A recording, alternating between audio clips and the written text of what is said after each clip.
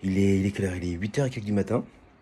Je suis réveillé depuis un petit moment quand même déjà. J'ai eu le temps de faire la reconnexion que j'avais avec mon corps. Du yoga, parfois je danse. Là, les amis, j'ai pas beaucoup dormi, hein, je vous dis la vérité. J'étais plein de trucs là. C'est ouf ce qui se passe.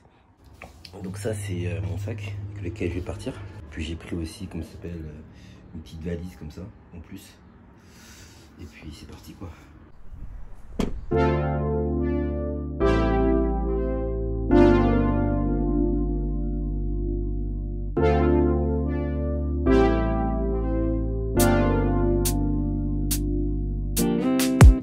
Strawberry on my lips and sugar fingertips. I can feel the beat running through the speakers. Blue skies, blue waves, every day's a good day. Lazy Sunday afternoon, I'ma take Monday off too. Ooh, got me so in love with the summer days. Ooh, got me feeling dizzy from the summer haze. Laissez-le sur votre visage. Cause we got the sunshine by the poolside. Such a fun time living for the hot life. The right vibes and the tan line. Keep the Bon alors je vais vous montrer la chambre. Là j'ai pris une bonne douche. Hein, j'ai pas eu le temps de vous montrer ça dès l'ouverture, mais je vais vous montrer un peu à quoi ça ressemble. Ok, donc comme tu le vois, c'est mon Airbnb.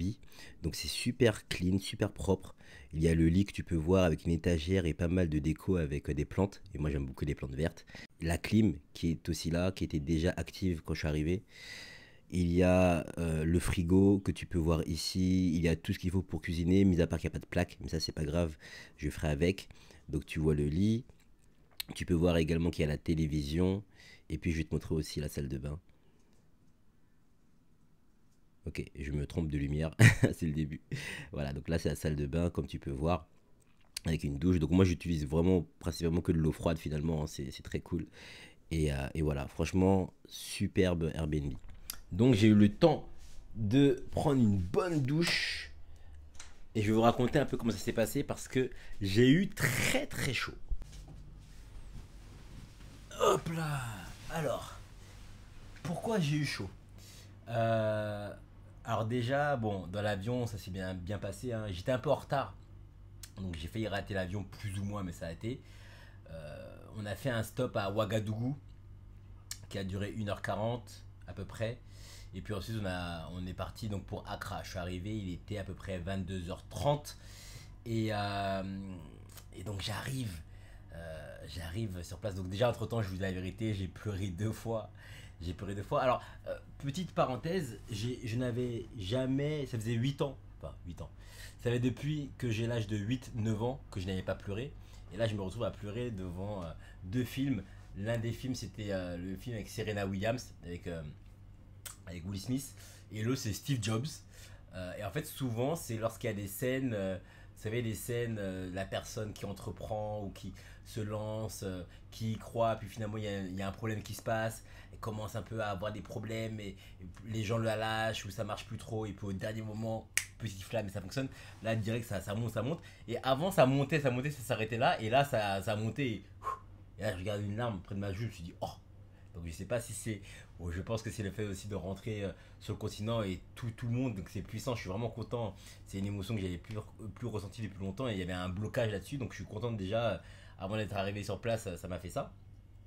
Ferme la parenthèse. Et donc j'arrive, donc il me check par rapport au Covid, etc. On arrive sur place, on passe du coup tous ces contrôles. Et puis j'arrive face à la personne de la douane, la douanière. Et donc elle regarde mes documents, elle me demande du coup de lui passer mes documents. Et je lui passe mon passeport et je lui passe mon visa.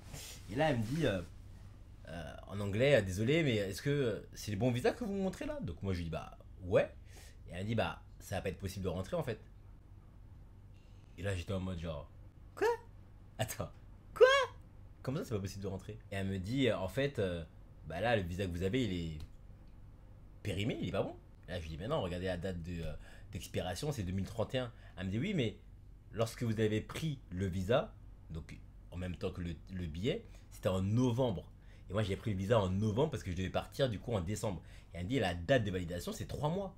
Mais sauf que là on est au mois de juin, donc là c'est passé. Wouah.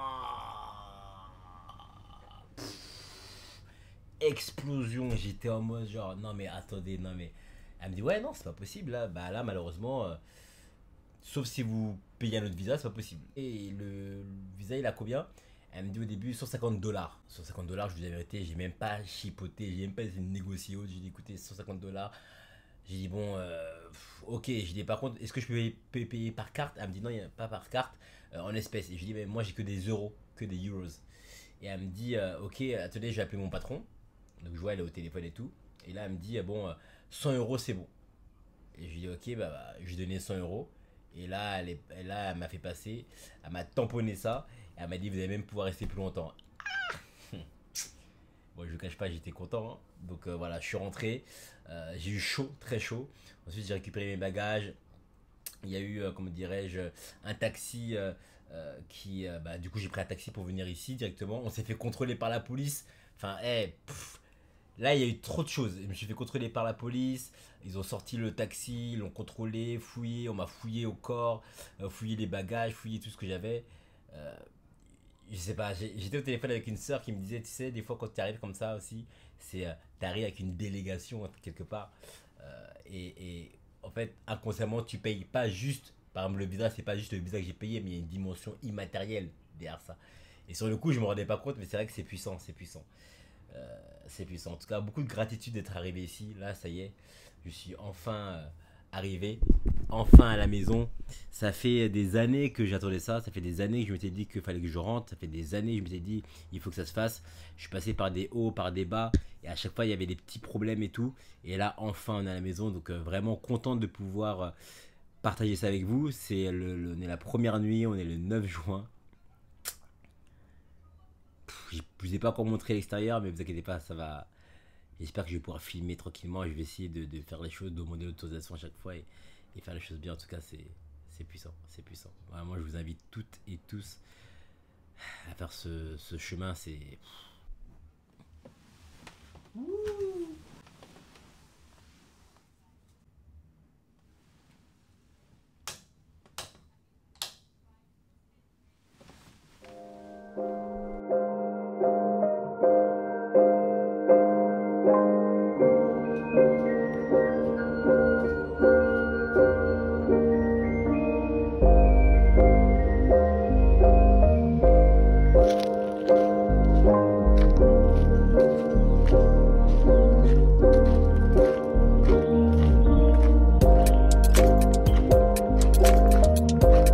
C'est mon premier repas.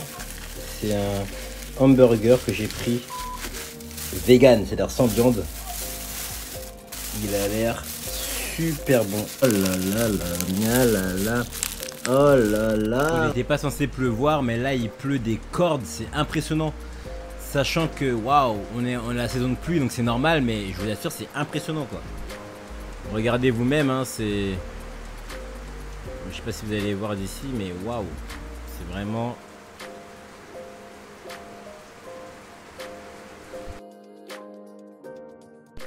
On dit que quand tu arrives comme ça sur la terre-mer et qu'il se met à pleuvoir, il faut voir ça comme une bénédiction. Alors je sais pas pour vous, mais honnêtement, je vois vraiment ça comme une bénédiction.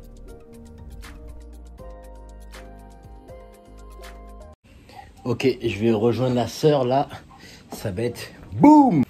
Il a un peu arrêté de pleuvoir, donc j'espère que ça va le faire. Bon, je sors en mode comme ça, mais ça va le faire. Les rues de Osu sont vraiment incroyables. C'est fou de voir à quel point finalement la pluie permet de rafraîchir. Je vous assure, la chaleur est étouffante parfois quand on n'a pas l'habitude. Et la pluie permet justement de retrouver un peu de fraîcheur.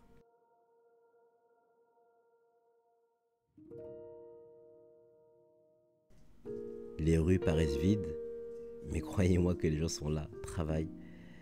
Et c'est quelque chose que j'ai beaucoup remarqué chez les Ghanéens, c'est que il y a beaucoup de petits business, de side business. J'entends beaucoup Aquaba, Aquaba, jusqu'à ce que je comprenne enfin qu'il s'agit de bienvenue. Je vais rencontrer la sœur pour la première fois. On se rencontre à l'aéroport d'Accra et ça va être fort en émotion.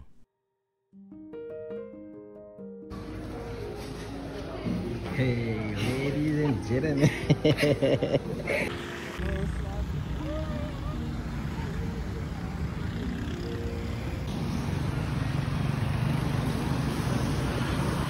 Je pense que tu l'as compris, j'ai pas pu tout filmer, c'était fort en émotion.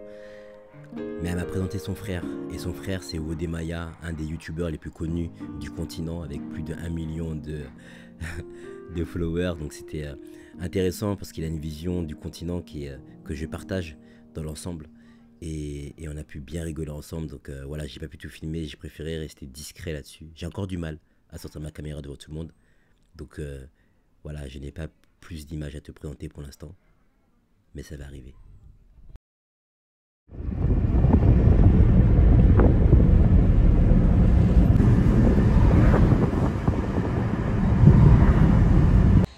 Bon les amis, je viens de terminer de manger là, je suis couché sur le dos parce que là, aïe aïe aïe, ça m'a calé.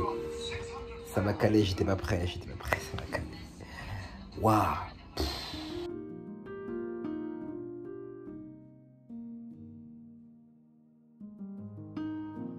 Bon, je vous cache pas que je suis un peu fier. C'est ouais, je suis quand même fier. C'est un truc bête, hein. Mais là pour le coup, j'ai pensé à prendre cette ficelle, cette corde pour pouvoir étendre mon linge. Et en fait, ça sert grave. Ça me sert grave parce que en vrai, là sinon je serais un peu dans le jus. Et là, ça m'arrange du coup. Donc ouais, ça m'arrange grave.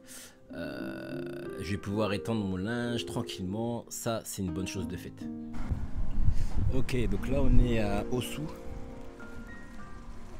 C'est puissant, je vais aller manger justement dans un petit endroit qui est vegan.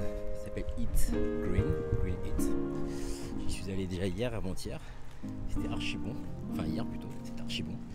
Du coup on va checker tout ça. On va checker tout ça. Ça va être puissant. Ok, du coup là on est donc chez Green Eat. Alors je vais pas trop vous montrer parce que j'avoue qu'il y a du monde et tout et j'ai pas envie non plus de déranger les gens qui mangent, mais je crois que c'est principalement l'un des endroits où je mange le plus, déjà parce que c'est vegan et du coup que c'est pas très loin de chez moi, donc j'y vais à pied et c'est cool. Je voulais filmer tout ça, mais malheureusement comme il y a du monde, j'ai pas envie non plus d'être embêtant. Tout est frais, tout est fresh, tout est nickel. Enfin, même là je suis dehors, je suis juste devant, donc je vais vous montrer un peu à quoi ça ressemble. Donc voilà, là on est vraiment hop là, donc là on est vraiment, ouais, tout le green, ça fait du bien, ça fait du bien. Bon, je vous cache pas, je suis un peu dégoûté parce que j'avais prévu de capter Kwaku. Let's go.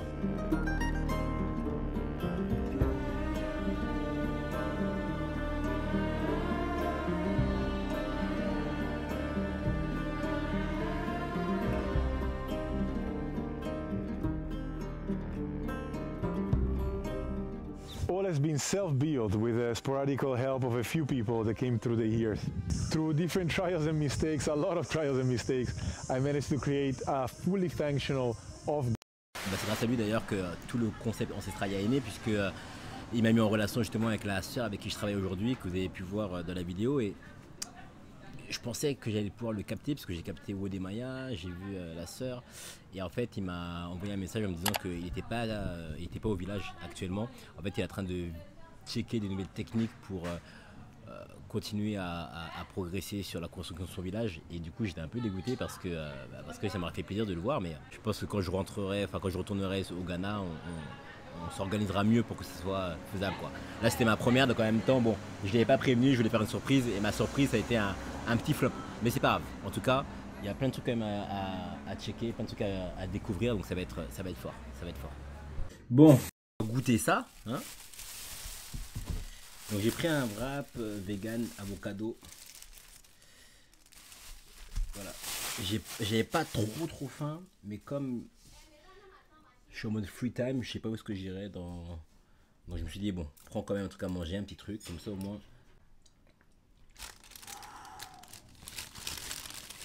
Ouh.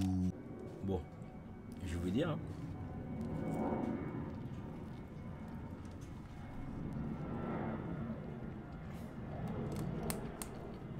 Hein.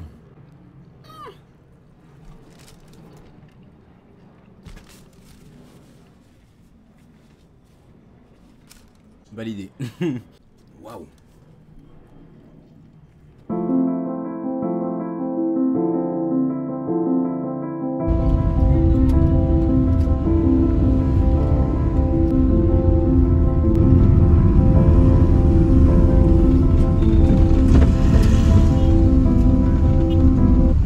Bon, je suis à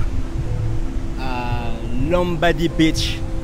C'est la sœur Sorna qui m'avait conseillé de venir et j'avoue que c'est puissant. C'est voilà, comme elle dit, et c'est vrai, quand on vient sur la terre-mer comme ça, c'est toujours bien d'aller remercier les ancêtres, leur dire bonjour.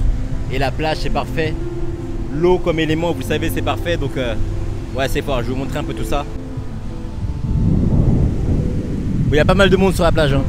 Il y a du monde sur la plage, il y a un bon vent, mais ça fait du bien. Ça fait vraiment du bien. Tout à l'heure, là, j'étais là, je remercie mes ancêtres de m'avoir donné autant de force pour pouvoir faire ce voyage. Et c'est puissant, c'est puissant. Vraiment. Good? Aquaba, thank you. Well, I'm very interested by the culture. Yeah, man. Yeah. What's your name? I'm Kwame. Kwame. Yeah. I changed my name to Gregory, my name. But I was born on a Saturday, so. Wednesday born. Okay, Kweku. Nice to meet you, man. Which country? From France. France. Yeah. Oh, so you I asked Okay, okay. So what's your mission now? Well, I'm here for 3 weeks, right? And I'm just visiting the country. I just want to, you know, reconnect with the culture because I'm from French Caribbean.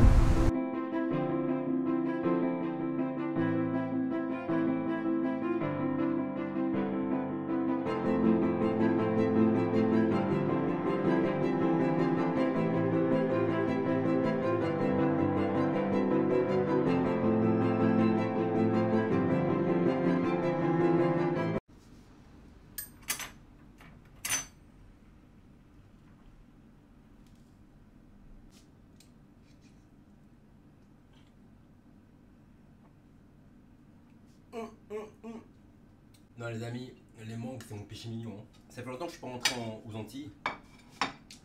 Donc, c'est vrai que quand j'étais petit, ma mère m'expliquait à chaque fois qu'il y avait mango fil, mango bœuf, mango pomme. Moi j'adorais les mango pommes, tout ça c'était bon. Et là, je pense que c'est une mango fil, parce qu'il y a quand même des fils. Alors honnêtement, prenez pas ce que je dis pour... hein, parce que bon, là ça fait 16 ans que je suis pas rentré, donc je vous avoue que je vais pas n'importe quoi. Mais là... Hein. Par contre, j'ai pas de couteau qui coupe bien. Non, les amis. Non. Je dis non. Je dis non.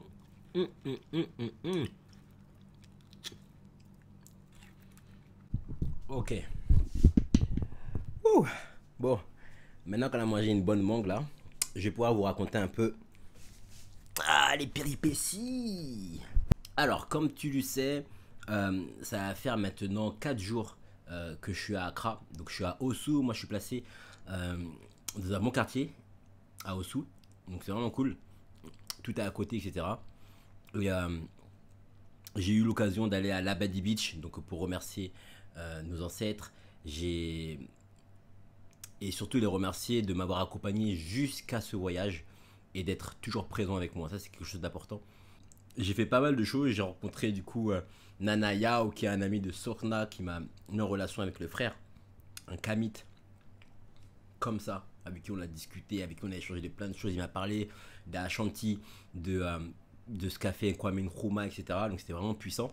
On est parti boire des verres. Il m'a montrer quelques lieux vraiment incroyables. J'ai pas pu filmer malheureusement, donc voilà, j'ai encore un peu de mal à filmer comme ça les gens. Je trouve que c'est, je sais pas, mais c'est pas ma façon de faire et j'avoue que j'ai un peu de mal d'arriver comme ça de filmer. J'ai toujours l'impression d'être, j'ai l'impression que ça fait un peu genre, enfin je sais pas, je me dis quelqu'un vient devant chez moi là où j'habite en France et genre filme ma maison, mais moi je me dirais mais qu'est-ce qu'il fait ou filme, tu vois, qu'est-ce qu'il fait. Donc ce comportement-là, c'est un truc que j'ai un peu de mal à avoir. Donc voilà, j'ai ma caméra avec moi, mon téléphone, en l'occurrence, c'est mon téléphone, mais je filme pas trop. Donc désolé, j'ai pas beaucoup d'images. Par contre, je peux vous parler du ressenti que j'ai eu, c'est vraiment puissant.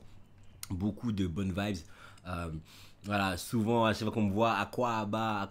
Et ce qui est puissant, c'est que je leur demande, mais comment vous savez que je suis pas. Comment tu sais que je suis pas ghanéen? Parce que quand tu me vois arriver comme ça, tu me dis à quoi bas. Et donc, c'est un frère à qui je disais ça à la Badi Beach, qui m'a dit, écoute, ça se sent en fait par rapport à ta façon de marcher, ta façon d'être, tes cheveux, comment t'es habillé, mais ça se sent. Et j'étais en mode genre, oh, ok. Alors c'est intéressant de voir ça, tu vois. J'ai parlé avec le frère, donc du coup c'est un. Donc alors, c'est intéressant parce que c'est lui qui m'a offert la croix Ankh, d'accord. Il tenait à me l'offrir, la croix Ankh et du coup Sankofa, hein, c'est voilà, symbole Adinkra, back to the roots, donc c'est un symbole qui symbolise le fait de rentrer à la source. Donc c'est vraiment très fort qu'il m'a offert ça et j'étais vraiment en mode genre non mais je vais te l'acheter. Il me dit non, ici chez nous quand on top quelque chose, bah il n'y a pas un truc tricky derrière, on ne sait pas le truc. Non, c'est que vraiment on est la famille et qu'on a bien discuté ensemble, on a bu ensemble, je lui avais pris de quoi à boire et tout, on s'était posé et tout et en fait, ouais, il voulait me l'offrir de bon cœur, donc ça m'a vraiment touché, c'était vraiment puissant. Et puis même par rapport au symbole, par rapport au fait que juste avant j'avais remercié les ancêtres de m'accompagner, d'être à côté de moi, et juste après je le rencontre lui, il y a tout ça, c'était vraiment puissant. Et donc pour revenir à ce que je disais, en fait, lui en l'occurrence, donc j'entendais beaucoup des Diabless, mais en même temps il s'intéressait beaucoup aussi à ce qu'on a pu réaliser entre guillemets et à nos principes. Et à un moment donné, je lui pose la question, je lui dis mais du coup toi t'es voilà, est-ce que t'es chrétien, t'es musulman? Donc je passe par les. Il me dit non, en fait il dit tu vois, il dit je me reconnais beaucoup dans ce que font les Rastas, mais il dit mais moi je suis Ashanti. Et là je me suis dit ah ouais, donc c'est intéressant de voir que vous voyez le croisement en fait. Et dans le paradigme c'est ça, hein, on est un paradigme de croisement, ça veut dire qu'on inclut l'autre. Donc c'est intéressant d'inclure la pensée en tout cas qui se reconnaît dans la pensée des Rastas, mais en même temps il conserve du coup ses traditions en tant que Ashanti, comme il dit, lui par contre ça reste un Ashanti, et du coup bah, il honore ses ancêtres en gardant justement toujours cette, j'allais dire, la boîte noire. Donc c'est vraiment intéressant, c'est une belle rencontre. Ok, bon, je viens de couper comme ça sur toi, je sais, mais en fait ça va être la fin de cet épisode. Voilà, bah écoute, là comme tu le vois, je suis en train de faire sécher mes affaires.